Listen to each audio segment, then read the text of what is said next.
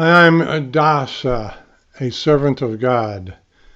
In the simplest terms, there are only two main polar opposite ideas of reality, of what is actually real. One of those two ideas is faulty but dominant, and that faulty dominant idea is that the material world is a potentially good place, that it is worth saving and sustaining, and that our choice is to make this a better place. That if we don't change things now here in this material world, our children's children will live in dystopia. Therefore, our task is to improve this material world. Sounds good, but is too very, very short-sighted to bet all your marbles on. The other of the two main ideas of reality is that this world is not our home, and that we are meant to go home to a non-material world, which, contrary to the material world's fixation on illusion, is quite a simple, obvious thing. The material world is a mass formation psychosis. If you want to hear more programs like this, Glorifying God, please give a thumbs up, subscribe, and click the notifications bell. Now, the problem is, because we are presently in the material world overwhelmingly tends to want to bombard us with material situations, one after the other, of both threat and temporary apparent reward and sense gratification. It's like we're under a blitzkrieg-type flak attack.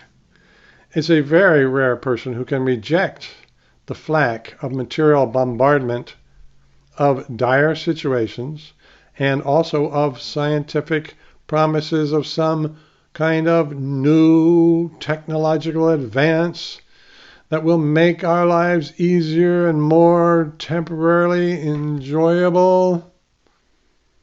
And all material things, both positive and negative, always tend to call for our immediate attention. We are always being dragged back to being concerned with what is temporarily going on in this material world, and we forget about God and our non-material future. To co-opt a little Shakespeare, our glorious non-material future or the depressing battle of the present? That is the question. The present material world is expert at demanding our attention, and even those who are trying to get out of this place constantly forget about our non-material future, which future is surely down the road or at any moment.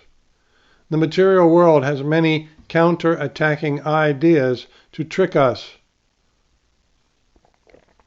into thinking we must use our attention to focus on improving this world and on increasing our sense pleasure and gratification. So many apparently big topics keep asserting their importance, like health, sustainability, war and peace, paying the rent or mortgage. Pay attention here. Pay attention here. Pay attention here. Your obvious non-material future is not important. But what you must do is focus all your attention on this disturbing temporary illusion. But oh, come on now, people. Awake. Arise to our eternal sweet home, which is God. God is our home. 100% attention to individual and personal engagement with God is the second of the two main ideas of reality. surrender of your total being to God at every time and in every place is the polar opposite of being a good citizen of Caesar's world or even of organized religion's world. Those that choose honest 100% attention and surrender to God have only one sliding scale choice to make, whether to position themselves along the continuum of either keeping everything of their devotion to God quietly internal, or preaching the whole truth boldly in a broad way, that this place is not nice and will never be our home. The louder one gets in preaching the whole truth in a broad way, the more risk of counterattack from envious material world's minions of all types. Willingness to suffer attack is the glory of the preachers that oppose the world's Maya or illusion and who preach against Satan's lie of equality with God, whether one acknowledges God or not. The material world of power, sense gratification, and illusion hates God. Our non-material future is sweet God. There are your two polar opposite ideas.